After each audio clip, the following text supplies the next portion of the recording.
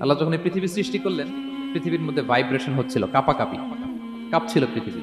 আল্লাহ পৃথিবীর কাঁপাকাঁপি বন্ধ করার জন্য এই পেরেকের মতো পাহাড়গুলোকে পৃথিবীতে ঠুকে দিলেন, কাঁপাকাঁপি বন্ধ হয়ে গেল। এই দৃশ্য দেখে ফেরেশতারা বলে, ইয়া রাব হাল মিন খালকিকা আসাদ্দ আলাল জিবাল। আল্লাহ, পাহাড়ের এত শক্তি, পৃথিবী কাঁপতেছিল, পাহাড় আপনি ঠুকে দিলেন, পৃথিবীর কাঁপাকাঁপি বন্ধ হয়ে গেল। আপনার সৃষ্টির মধ্যে পাহাড়ের চেয়ে শক্তিশালী কিছু আছে? আল্লাহ বললেন আছে। সেটা কি? আল হাদিদ। আল্লাহ বললেন সেটা লোহা, কারণ লোহা দিয়ে পাহাড় কাটা যায়, ঠিক কিনা? লোহার কথা শুনে ফেরেশতারা অবাক, লোহা পাহাড়ের চেয়ে শক্তিশালী? ফেরেশতারা প্রশ্ন করলো, ইয়া রাব্বি হাল মিন খালকিকা আশাদ্দু মিনাল হাদিদ। তাহলে আপনার সৃষ্টির মধ্যে লোহার চেয়ে শক্তিশালী কিছু আছে? আল্লাহ বললেন আছে। কি সেটা? আন্নার, আগুন।